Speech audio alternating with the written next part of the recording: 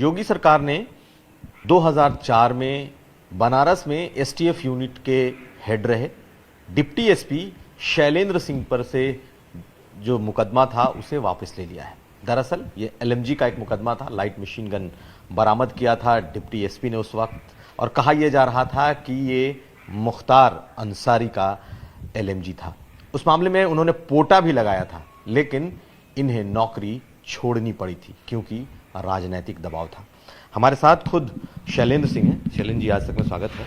ये बताइए कि आपको नौकरी छोड़नी पड़ी, और सिर्फ इसलिए छोड़नी पड़ी क्योंकि ये मामला मुख्तार अंसारी से जुड़ा था और आपने पकड़ा था, आपने पोटा लगाया था?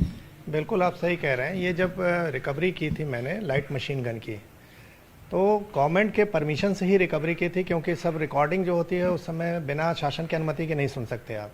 तो शासन की अनुमति से ये सुना जा रहा था, और उसके बाद जब रिकवरी हुई तो सबने मुझे बधाई दी, लेकिन तब तक लोगों को मालूम नहीं था कि ये पोटा लगा हुआ है, क्योंकि सिंपल आर्म्स एक्ट में रिकवरी इन लोग समझ रहे थे जिसमें कि जिसके पास रिकवर होता है वो दोषी होता है। तो मुख्तार बच रहे थे, लेकिन पोटा एग्जिस्ट करता था। तो शाम को जब इन लोग को पता चला, शासन सरकार को और शासन में बैठे लोगों को, कि पोटा लग गया है और पोटा लगने में जो बात करता है वो भी दोषी हो जाता है, तो मुख्तार इस दोषी हो जा रहे थे। अब उस समय गवर्नमेंट में इन्होंने जो भी अपना बनाया हो मुख्तार ने दबाव, तो तत्काल ये फिर बात हुई कि इसको आप वापस लीजिए केस को। तो हमने कहा सर एफआईआर दर्ज हो गई, वापस कोई कैसे ले सकता है? तो फिर बात करके वापस फिर लोग कहे कि नहीं ठीक है आप नहीं ले सकते हैं, लेकिन अब इसका नाम मत लीजिए। अब जब आपके पास आईओ दूसरा इसका इन्वेस्टिगेशन करेगा तो नाम मत लीजिए मुख्तार का। तो हमने कहा साहब मैं वादी बन के उसका नाम लिखाया हूँ, एफआईआर में दर्ज है, अब मैं अपने ही बयान से पलट जाऊँगा तो ये संभव नहीं है। तो उसके बाद फिर तमाम बातें हुई। एसटीएफ का है वहाँ क्लोज कर दिया गया, मुझे बना यहाँ लखनऊ बुला लिया गया, तमाम तरह से प्रताड़ित करने लगे लोग। अधिकारी भी कहने लगे आपसे बहुत नाराज़ हैं, मुलायम सिंह मुख्यमंत्री थे। तो मैंने कहा ठीक है आप नंबर दे दीजिए, मैं बात कर लूँ, अगर वो बात करना चाहें तो मैं एक्सप्लेन कर दूँ चीज़ों को, कोई भी अधिकारी इसको वापस नहीं ले सकता। तो क्या नहीं आपका नाम लेते हुए चढ़ जा रहे हैं, आपको ज़रूरत नहीं है बात करने की। तो हमने कहा ठीक है आप लोग जैसा हो समझिए। तो उसके बाद फिर लास्ट में देखा जब बहुत स्थिति ख़राब हो गई, तो मुझे फिर 11 फरवरी को मैंने पहला रेजिग्नेशन भेजा, और मैंने ये लिखा रेजिग्नेशन में कि अब राजनीति का इतना अपराधीकरण हो गया कि अपराधी बैठ कर डिसीजन ले रहे हैं कि हम लोग को क्या करना है, तो ऐसे अच्छा है कि हम अपनी सर्विस ही छोड़ दें। तो उस पर फिर मैंने रेजिग्नेशन भेजा था। तो पहला दूसरा रेजिग्नेशन क्यों देना? पहला इसलिए कि मुलायम सिंह तत्काल ये कहने लगे कि ये जानबूझ के कंडीशनल रेजिग्नेशन लिखा है कि राजनीति का अपराधीकरण हो गया, जिससे ये स्वीकार ना हो। तो और ये हाईलाइट होने के लिए सब करना चाहता है, नेतागिरी कर रहा है। तो हमने कहा देखिए मैं अब आप लोग के साथ इस तरह की अगर सरकारें चल रही हैं तो हमें काम ही नहीं करना है। फिर मैंने दूसरा रेजिग्नेशन 10 दिन बाद भेज दिया कि आप जैसे चाहो एक्सेप्ट कर लो, लेकिन अब आप लोगों के साथ मुझे काम नहीं करना है। इस तरह से। लेकिन ये बताइए कि मुख्तार अंसारी का एलएमजी में क्या सीधा कनेक्शन था? जब आपको घटनाएं क्या होगी, लखनऊ में कैंट थाने में ही कृष्णानंद तब जीवित थे और मुख्तार के बीच में क्रॉस फायरिंग हुई थी। ये 2003 की ही बात है। और उसके बाद हम लोगों को बोला गया कि आप लोग इन दोनों पर वॉच करिए, वरना कोई बहुत बड़ा हादसा हो जाएगा। और वॉच करने के दौरान ही इन लोगों को मैंने पकड़ा, और उस पूरे रिकॉर्डिंग में मुख्तार अपने आदमी के थ्रू, सेना के भगोड़ा जो था बाबूलाल यादव जिसने लाइट मशीन गन चुरा के भगा था, उससे बात कर रहा था, और 1 करोड़ में सौदा लगभग इन लोग का पक्का हो गया था। और उसके पीछे खास वजह ये थी कि बोल रहा था मुख्तार कि हमको किसी भी कीमत पर एलएमजी चाहिए, क्योंकि कृष्णानंद की जो बुलेट प्रूफ गाड़ी है वो सिंपल राइफल के अगेंस्ट बुलेट प्रूफ है, तो एलएमजी उसको भेज देती। तो ये गाड़ी, ये एलएमजी हमको ज़रूर चाहिए, क्योंकि उस गाड़ी को भेज देगी और उसमें हम कृष्णानंद को मार देंगे। और ये सब रिकॉर्डिंग में है चीज़ें। तो पूरा उसमें केस डायरी में भी फिर लिखा गया है इसको। लेकिन पोटा लगने के बाद जब पोटा हटा दिया मुलायम सिंह ने, सैंक्शन नहीं दिया, तो बाद में फिर मुख्तार का बयान ये दर्ज कराया गया कि नहीं हम लोग तो इसको पकड़वाने के लिए कह रहे थे। तो मैंने पूछा भाई पकड़वाने के लिए कोई इस तरह की बातें करता है? वो तो सिंपल पूरा सीधे सीधे मांग रहा था कि हमको किसी कीमत पर चाहिए, हमें मारना है इनको। तो ये सब दर्ज है उसमें, आप बोलने का टोन देख लीजिए, लहजा देख लीजिए, कंटेंट देख लीजिए। खैर गवर्नमेंट थी, नहीं दिया अपना पोटा तो वापस करके, और सिंपल आर्म्स एक्ट दिखा दिया, उसमें मुख्तार बच गए। तो ये उस दिन क्या हुआ था? क्या सारे अधिकारियों पर एक साथ कार्रवाई हो गई थी और आप लोग किस तरीके से प्रताड़ित किए गए? क्या आज भी लोग इसकी प्रताड़ना झेल रहे हैं? जी जी, आपको समझिए इसकी गंभीरता कि मुलायम सिंह कितना नाराज थे। रातों रात बनारस रेंज जोन के जो आईजी थे उनका ट्रांसफ़र हुआ, डीआईजी रेंज का ट्रांसफ़र हुआ, एसएसपी एसटीएफ का ट्रांसफ़र रात में ही हो गया। 25/26 की रात मैंने पकड़ा और 26 को शाम तक ये हाईलाइट हुआ और 26/27 की रात में इन लोगों को रात में ही हटा दिया गया। तो आप समझ सकते हैं कितनी गंभीरता से इन लोगों ने लिया था कि किसी भी कीमत पर हमको ये केस ख़त्म करना है। और उसके बाद डायरेक्ट इसमें तो हमको नहीं कुछ कर सकते थे, लेकिन मुझे बाद में इस दूसरे केसों में जेल भेजा गया। सिंपल मैं लड़कों के लिए बात करने गया था डीएम ऑफिस और ये दिखाया गया कि डीएम ऑफिस कब्जा कर लिया। यहाँ तक कि जो अजय चतुर्वेदी मेरा इंस्पेक्टर था उसको मैंने भेजा था कि इसको दर्ज कराओ वादी के रूप में मेरा, उसको जांच उस समय बैठाए थे और अभी तक जांच चल रही थी। जब रिटायर हो गया तो अभी 10 दिन पहले उसके खिलाफ एफआईआर दर्ज हुई। ये माननीय योगी जी से मैं पंती जी से अपील करूंगा कि देखा जाए कि इस तरह के अधिकारी अभी भी बैठे हैं जिनकी मानसिकता एक पार्टी के एजेंट के रूप में काम करने की है और अभी तक हम लोगों को परेशान किया तो जा रहा है। क्या आपकी टीम के सदस्य पर इस सरकार में भी जांच बैठाई गई है नहीं। या इस सरकार में भी उन पर कार्रवाई की गई? जांच इस सरकार में नहीं बैठाई गई, पुराना केस खोल के, और वो अधिकारी उस मानसिकता के उन लोगों के पार्टी वाले हैं।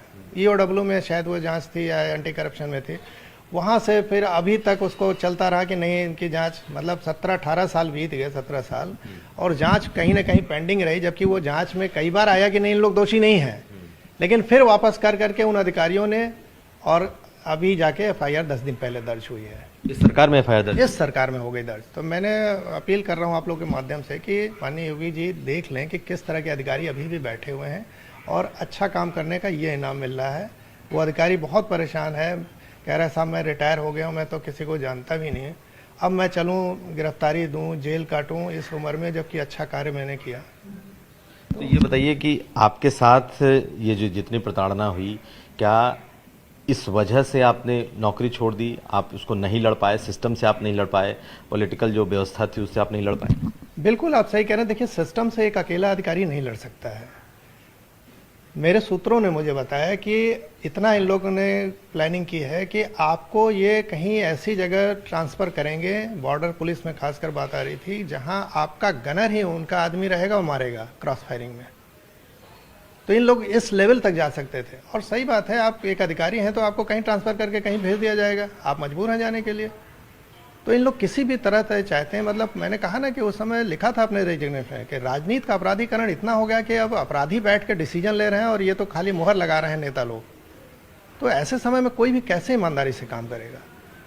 तो बात इसकी थी। और आज की सरकार से मैं अपील करता हूँ कि ऐसे अधिकारी लोग जो बैठे हैं इन पर एक्शन लिया जाए। हम लोग का कीमती समय बर्बाद हुआ।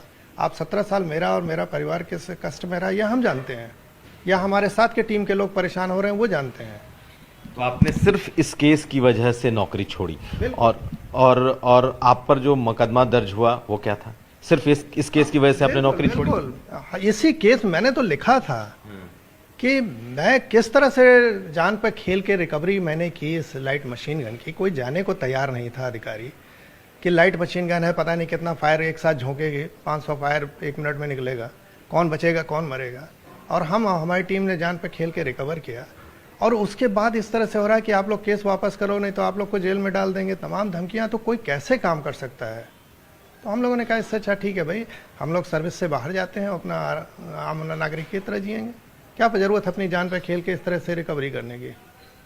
तो मैंने दिखाया, मैंने रेजिग्नेशन के माध्यम से ये दिखाया, पब्लिक के बीच में लाया कि देखिए आज के आपके नेता चुने हुए किस तरह से काम करते हैं, ये देख लीजिए। आप ही लोग चुनते हैं नेता को, तो इसके लिए दोषी कौन हो रहा है ये देखने की बात है। ये घटना याद आते ही आज भी आप भावुक लग रहे हैं। बिल्कुल स्वाभाविक है कि 17 साल हम लोग का कीमती समय जब बर्बाद होता है ना, कोई नहीं पूछता है किस परिस्थिति में हम लोग जीते।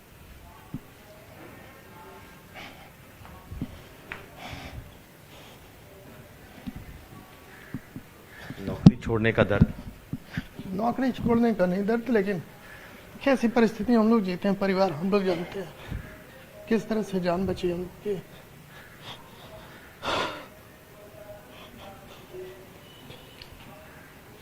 आज भी खौफ रहता है? खौफ की बात नहीं है, जब जिस राह पे चले हैं तो अब डरने की ज़रूरत नहीं है। ऊपर वाला जब तक रखेगा रखेंगे, डर नहीं लगता। लेकिन परेशान होता परिवार, तो तकलीफ होती है। कितनी नौकरी बची थी जो आप करते? मेरी तो अभी 10 साल भी नहीं हुई थी। अभी तो मेरी कम से कम 20 से 21 साल मेरी सर्विस थी। कभी किसी नेता ने, कभी किसी बड़े नेता ने आपकी सुध ली कि आखिर आपने ऐसा क्यों किया?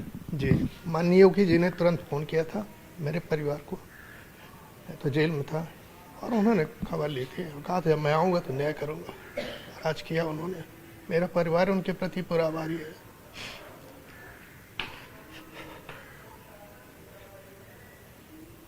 लेकिन किसी के साथ ऐसा ना हो, ये सरकार से मैं अनुरोध करूँगा।